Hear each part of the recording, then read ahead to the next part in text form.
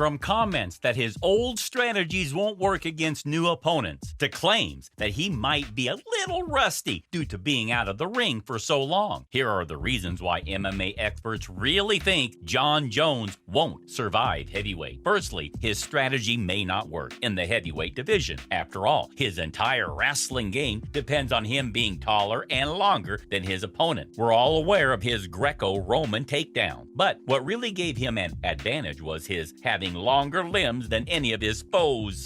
Good striking. Spins again. Caught him in the midsection. Nice spinning back kick.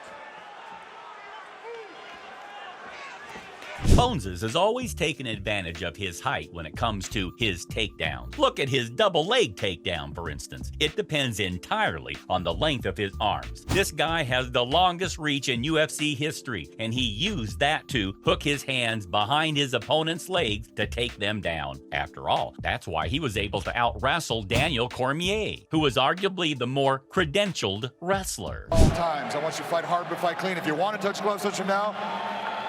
Good, step back, good luck. Cormier checking the kicks very well right off the bat. Let's see if he catches it.